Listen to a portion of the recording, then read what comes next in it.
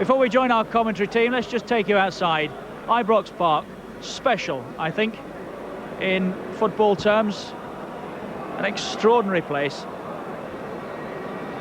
All-seater, virtually. It will be when this main stand is finished. £14 million worth of it. We've got ball boys amongst us, making their way around the pitch. I think we'd better join. Well, that's nice, isn't it? Good evening to you too. Let's join our commentary team. A gentleman who started his career with Dundee United, finished it with Glasgow Rangers, and Jock Brown, his career goes from strength to strength. Gentlemen. Thank you, Richard. Yes, it's a very important occasion once again for both these sides. Rangers, though, in particular. The problem, Andy, may be for Dundee United with the cup final to come, to lift themselves on this occasion with very, very few supporters down from Tayside tonight. Well, I don't think the players will find it difficult to lift themselves, Jock. When you play at this stadium, there's a great atmosphere here, so I don't think that'll be a problem. So plenty of atmosphere here, and there is the Rangers side. Outgo, Vinicombe, Harlock, Durant, McSwegan and Nisbet from Saturday's side against St Mirren. The replacements are Cowan, Goff, Robertson, Johnston, and perhaps the most important of all, Mark Walters. Yes, I think it's very important for Rangers in the run-in that he is back. I mean, this is what he's capable of. He's brilliant with either foot. He can go left, he can come right, confusing defenders. What he also gives Rangers is goals, and that's important from wide. Big welcome too for him, I think, from Mark Hateley, the scorer of that goal. He's another player who's ploughed a lone furrow in recent weeks without either Johnston or McCoist beside him, but he's become a favourite belatedly with the Rangers supporters. Boris Johnston also is back in the side after some illness problems. He's missed the last couple of matches, and another welcome return for Rangers. This is a great boost for Rangers as a team, certainly. I mean, that piece of finishing we see there is typical Boris Johnston. I certainly know he's had quite a rough time, Jock, in recent months with his goal scoring, but when you have a quality like that, you can't ignore it. So Dundee United, after that 1-0 defeat at the hands of Hibernian on Saturday, have to leave out Van der Horn, Bowman and McKinnon. The replacements are Billy McKinley, Guy Steinman and David Neri back after a long absence. There is McKinley, who could well be a key man again tonight. Yeah, this is a wonderful goal he actually scores against Rangers at Tannadice earlier. He said not quite the season he thought after winning the Young Player of the Year last year, but a very good player. And Darren Jackson, their top scorer for United this season. He's made a great impact following his transfer from Newcastle United in 1988. And the referee tonight is Mr. David Syme from Rutherglen, who has the distinction of refereeing the Scottish Cup final on the 18th of May between Motherwell and tonight's participants, Dundee United. So any gaps in the stadium tonight reflecting the travelling support from Dundee being somewhat depleted. But tremendous atmosphere provided by the Rangers supporters inside the stadium. And United, with so many changes, will be anxious to get the chance to settle early in the match. There's Alec Cleland, and the ball played forward there by Cowan. There's Johnston's first contribution. Sandy Robertson, who scored the winner on Saturday, opening up with an accurate pass for Stevens. And Ian Ferguson trying to run behind Billy McKinley, who did a good mark. Steinman's header. Robertson getting away from Cleland. That's Richard Goff. Steinman, the marker there for Johnston. No one waiting in the middle. Hateley had gone on the near post, and Rangers players looking towards Mark Walters, who had found himself wide on the left when that cross came over. Well, actually, Mark Walters has gone to sleep, Jock, to be totally honest. That's the type of position that when you're playing wide and the ball's coming in from the opposite side, your wide man must be in the penalty area threatening. He just went to sleep.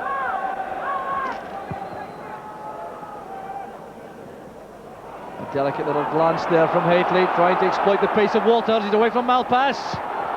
Excellent cover provided by Steinman. That really was top-class defending by the Dutchman. Yes, it was, but look at the pace of Mark Walters. And that will be a worry that Maurice Malpass has been caught out like that. But Steinman showing good positioning and awareness there and cutting that out. Explosive pace there from Walters. Now taking the corner. O'Neill taking no chances, thumping that out of play. United, of course, remember, have still a European place to play for in the league. A couple of points this evening would make an enormous difference to them. Rangers 2 points ahead of Aberdeen, heading for a showdown here on the 11th of May against Aberdeen. They can't afford a slip-up. United with 2 chances of qualifying for Europe through their league position, which remains 3rd, or by winning the Cup next month. Here's Stevens. The left foot cross helped on there by Ferguson, an awkward one for Main. Dipping under the crossbar, that once again was good goalkeeping. Yes, it certainly was. I don't think that Ian Ferguson gets it exactly the way he would have liked. It's Gary Stevens who finds the space, comes back, puts a good ball in. I think he gets a little bit too much on it, but it's one of those that can embarrass a goalkeeper. Alec Cleland, who had some treatment a few moments ago, is back on the ground, and referee Syme clearly is anxious that he should leave the field if he's not fit to continue. Well, this would be a blow to United. Stuart Hogg there, the sprint coach at United, on the walkie-talkie to Jim McLean in the director's box. And Cleland appears to be in some distress. He's coming off. Yes, I don't think he's going to take much part. I noticed the physiotherapist signalling that that was it, to get the substitute strange, and it does look like Hamish French is coming on. Well, a very experienced substitute, Hamish French. Another man who's been bedeviled with injuries in the last couple of seasons.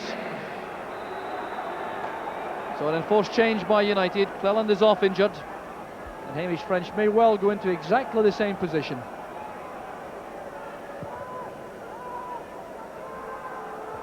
Jackson beaten by Goff. There's Neri. The offside flag is up against Michael O'Neill, and the referee reacts to the signal from the linesman John Love. There's Stevens with a free kick. Well won this time by Clark. Sandy Robertson showing his great close control. Fine play there by Sandy Robertson. Perhaps a shade ambitious with his shot in the end. Yeah, I think he just got a little bit carried away. Does ever so well. Brilliant control and skill. He looks up, decides to shoot, but if you just take a look, Mark Hateley had peeled away to the far post and was completely wide open. Walters finding space in the left to attack Maurice Malpas. This time it's Hateley! A powerful header from the Rangers striker. Under pressure all the way. Yeah, the combination that I'm sure Walter Smith was hoping would link up tonight almost produces the first goal. It's a great ball to the back post, and that's a typical big man's header coming in there. Losing strength, just doesn't get over the top of it. There's Johnston. Goff again, trying to chip it across for Walters. Very good defending by Malpas. He's not at all happy with his teammates in central defence. Yeah, Maurice Malpas certainly showing an international defender's instinct there by seeing the danger and just getting a vital touch. Main is committed, he appears to be in trouble. There's the chance, it's cleared off the line by McInally. The header there by Goff, and it's a life for United. Well, a goal has been threatened now for the last 10 minutes or so, and this was almost it. Well, I'm not sure if this is a great clearance or a bad miss. Certainly Richard Goff doesn't get the power he would have liked, and it's Jim McInally on the line just sticking out a left foot. But they're getting closer and closer, and United will have to weather this piece of pressure at the moment. Long throw from Cowan, looking for Hateley. Corner kick's been given again. Came off John Clark, says the referee. Well, Alan Main will be a little bit disconcerted, I think, about his last ever at the corner kick. Here's Walters. Checking away from French, closed down quickly by John O'Neill, back helping in defence. A little surprised perhaps that Walters didn't fire in another high corner kick for Alan Main after his error on the earlier one. Here's Hateley again coming across for the throw at the near post. Headed away there by Clark, there's the header and the breakthrough at last. The header found the net. It came from Ian Ferguson, and it's his first goal of the season. Well, he's been injured in the process. This was a goal was depended on the courage of Ferguson. Well, they've been putting on the pressure in the last couple of minutes, and Tom Cowan decides to throw it long. So United head that gets there, but that's a brave header. As it comes in, he must know he's going to get a kick in the face, but it's well worth it when you see the ball hit the back of the net. Nearly guiding that back towards Alan Main. Nearly having a torrid return to first team duty. Gough plays it through. Johnston is onside. It's a golden opportunity for the second. Walters calls for the ball square. And how did he miss? Well, the United players thought that Walters should have been flagged offside, but Johnston certainly set this up for him. I think this must go down as a miss of the season. I honestly would have found that difficult myself with my bad right foot to have missed that.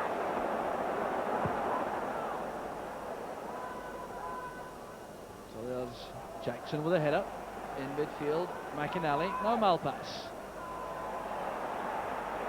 McInally stepping away from Robertson. Here's John O'Neill.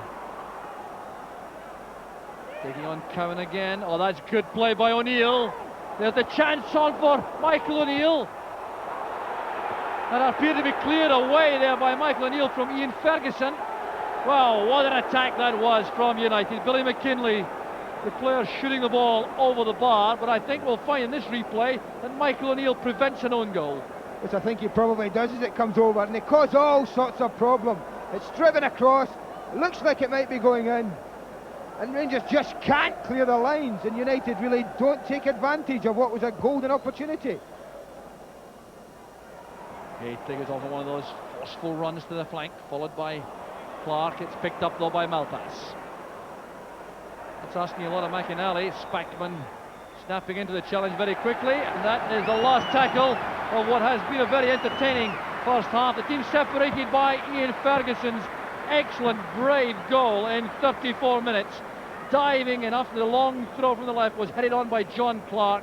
Ferguson went in where boots were flying to put Rangers ahead. That's a deserved position at half-time. The score here at Ibrox, Rangers 1, Dundee United 0.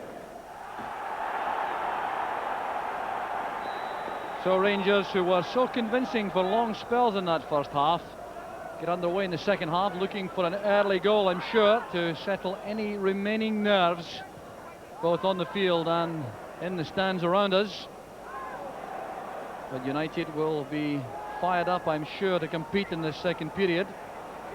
There's Guy Steinman with the clearance, Nigel Spackman. Jackson on his own again up front, putting pressure on Gough. Gough reacting well. Woods coming out of his penalty box to find Gough once again. Johnston helps that on. Hateley clearly offside. No argument this time from the big striker. Looks across to the linesman. But Dundee United, and they don't appear to have made too many significant tactical changes at this stage. No, I can't see any change of any sort, Jock, at the moment. I would be interested to see if they ask Hamish French to push up more from the midfield area to try and get in contact with Darren Jackson. Here's Jim McInally, very much a driving force in the middle of the field for United. Now Neri, getting no peace there from Nigel Spackman. Very confident play again from Gough. Good play from Johnston. Neri having to sprint there to get on terms with Hateley. Good covering play by Malpass, but Hateley showing he's not just a threat in the air. Well, he certainly shows great strength and pace, but you're right, Maurice Malpass deserves an enormous amount of credit. Had he not come across and forced Mark Hateley to take the shot early, it certainly could have cost him another goal. Jackson setting it up for McKinlay. Played back there for McInally and turned away by John Brown. He wasn't taking any chances there. Chris Woods was diving behind him. Well, no change tactically, Jock, but certainly a change in attitude from United. They've come out second half and have pushed men forward to get in there and put a bit of pressure on this Rangers defence for possibly the first time. So Jim McInally, the Scotland international, coming close there. So it's John O'Neill turning. Good play again. McKinlay flighting the ball over. And Rangers defenders queuing up at that far post. There was no United player in that area, although Goff wasn't to know that. Well, with chances few and far between, I can't understand why Dundee United have not got a man in that position. That's a prime position to be in when someone's crossing the ball. Back post. Well, here's John Clark, who started his career at Tannadice as a striker, joining the attack. Headed away well by Goff. There's Hamish Fresh. That's a good effort! Turned over by Woods. Well, what a magnificent save it was. Well, this is a sign of a good goalkeeper. When you've been inactive as long as Chris Woods has been, just look at that. He has to spring, and that's an important touch. So Dundee United making a statement early in the second half with this spell of pressure. There's Billy McKinlay. Well, a roar of appreciation there from the Rangers fans for Chris Woods. He hasn't had a great deal to do this evening. Well, the worst thing you can do when a goalkeeper has made a wonderful save is to take the resulting corner and plonk it straight into the 6-yard box at that kind of height. You know he's going to have the confidence to just come and collect it. Walter Smith has now come down from a director's box with instructions there for Mark Hateley and Mark Walters. Well, he's bound to be concerned about the way things are going now. Well, there's going to be a change made shortly by Dundee United. Now the referee waiting here now. This is a moment that you may be able to recall in the future. The player coming on is one of Scotland's most promising youngsters, Gary Boland, who was a key man in the Scotland under-16 team, which went to the final of the World Championships a couple of years ago, is coming on for his first team debut. Well, a real moment to savour for this young man, just 18 years old last month, replacing Michael O'Neill. And here's Rangers on the break again, and the ball fired across and behind for the goal kick. Well, while the Aberdeen squad may well be supporting Dundee United, ironically enough, the Celtic squad will be supporting Rangers, and that's a real turn-up. Don't you believe that, Jock? Place in Europe at stake. Here's O'Neill. Brought down by Robertson. No, the referee waving play on. It looked as though that would be a free kick. Well, United players all expected a foul there. It wasn't given by referee sign. And here's Ian Ferguson. A miscue there by Neri, held back Johnston. And a good shot towards the near post. The referee indicating that he allowed the advantage rule because Johnston retained possession. It's good refereeing as he gets through. There you see the tug from David Neri. But Johnson shows great strength, and this is good goalkeeping. Watch it dip. Could easily have gone under Alan Main's body, but kept his eyes firmly on the ball. Good goalkeeping. Johnston's header on. Here's Hateley. Played forward by Ferguson. Good positioning by Johnston. John Clark in his way. He's done a good job already, Clark, holding up Johnston's progress, allowing his teammates to come behind him. 20 minutes left, 1-0 to Rangers. Here's Stevens. And a vital touch there, was it, by David Neri? Or did he just do enough to put off Hateley? He clearly thinks that Neri got a touch. It certainly didn't look as if he did when I first saw that. But as it comes over, I think it just fools Mark Hateley. I think Mark Hateley's thinking he's going to get a touch and possibly just takes his eye off it. And it really was a golden chance for him. He's posed such a threat in the air tonight that he certainly wouldn't have expected him to have missed that. Lofted forward there by Stevens. Neri doing well against Hateley. That's good play by Steinman. There's Boland.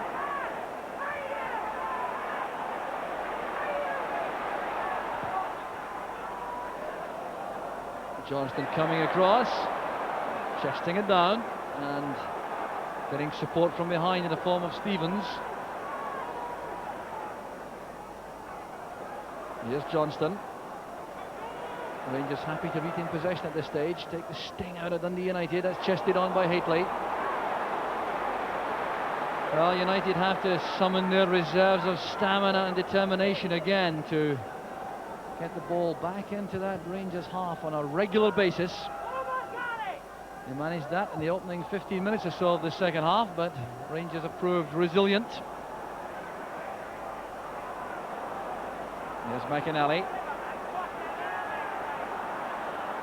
Trying to go through a gap between Spackman and Robertson. Neatly won there by Steinman. Off goes Darren Jackson. There was a real chance there for Steinman to pick out Jackson on the run. Normally so deadly with that left foot. Yeah, just for a fraction of a second, Steinman had the opportunity as Darren Jackson made a fine run in between John Brown and Tom Cowan, but Steinman unable to pick him out. But it's far more evenly matched now in this last 5 or 10 minutes. Cowan playing it forward, much too far ahead of Haitley and Johnston.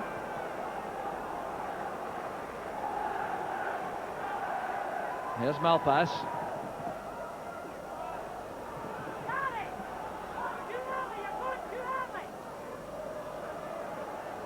Here's David Neary.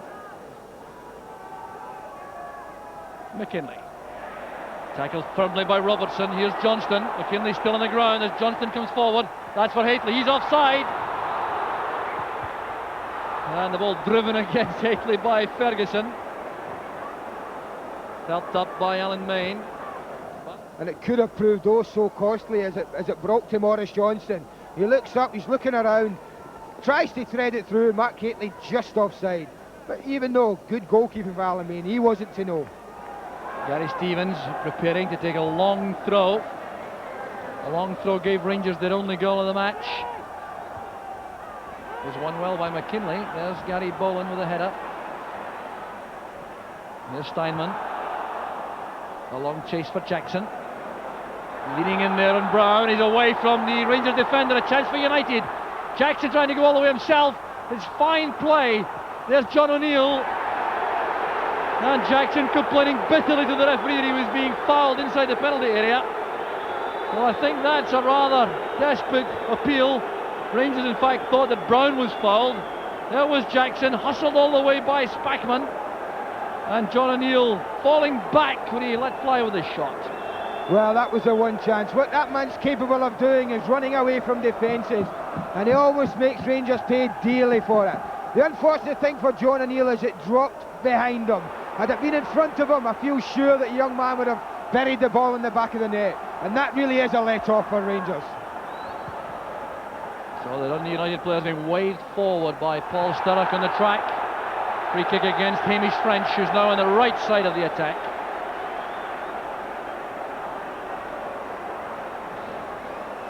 United players really haven't had positions in this second half. What they've been allowed to do, Jim McLean's obviously says, just go out and play. And when you see them play like this, it's amazing that they're so tentative in the early stages of this game. Well, Walter Smith below is going through agonies at the moment. Closing stages now. Rangers hanging on, and United still trying to come forward. Played back by Stevens. Well, it could all have been so much simpler, as Andy Gray said, had Mark Walters scored with perhaps the easiest chance he's had all season, just after Ian Ferguson put Rangers ahead. That's what's made it all so tense in the second half and given United hope. Here's O'Neill looking for Jim McInally. It's turned back by Stevens, and McInally once again giving one of those tireless displays in the middle of the field.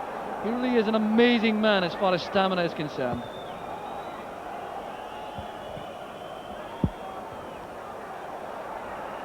Here's Maurice Malpass. Brown's header. Sandy Robertson. A very reckless tackle from the rear there by Billy McKinley. Born out of frustration, I reckon. Oh, I'm sure you're right there. They've put so much into this second half. They'll certainly feel that they've deserved something from it. But I'm sure it's the old adage, if you play badly, not at your best, and win 1-0, then they're the kind of games that win you championships. And at the end of the day, that's what Walter Smith will be looking at if the scoreline stays the same. Not the greatest performance in the world over 90 minutes, but a 1-0 victory against what's been a very, very good performance from Dundee United since the 45-minute mark. So a throw to United. It looks as though Rangers have held on. Ian Ferguson, the key man, with a goal in the first half. Here's McInally surging forward again. There's Sandy Robertson with a long pass back, and Rangers have made it. It's been tense right to the end, but relief now for Walter Smith, the Rangers manager, thanks to Ian Ferguson's goal in 34 minutes.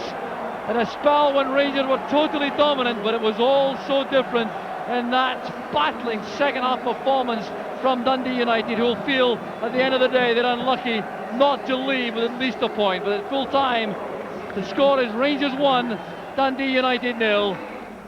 Crucial 2 points once again for Rangers. They stretch their lead now to 4 points over Aberdeen. Aberdeen, of course, have the game in hand. They travel to Love Street on Saturday. Rangers have the weekend off and then go to Fir Park to meet Motherwell. So not a great deal has changed, but Rangers just inched that little bit closer to the Premier Division Championship. Well, Ian Ferguson, of course, was the man who scored the vital goal, and let's hear what he had to say about, in fact, his first goal since the School Cup semi-final against Dunfermline back in September of 1989. He spoke to David Livingston. Ian, you've had a miserable season with injury. How much will that goal mean to you tonight? Yeah, it's a big boost of confidence for me, and just got to keep playing now. The last 2 games to go. Hopefully we can snatch it. Your ex-manager Graham Souness described you as the unluckiest player he'd ever known through injury. Was that a fair assessment? Well, I've had a run of bad luck, but that's just the breaks of the game. You've just got to get on with it, keep your chin up, keep going.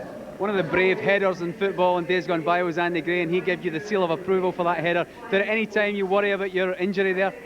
No, it was there. You've got to go for it, so I went for it and got the goal. That's what counts. He was also making the point that this time of the season it's almost like the season's starting for you. Is this very important for the team to get players like you coming in fresh? Well, this is the first real chance I've had to get a run in the team, and hopefully can keep going at the end of the season.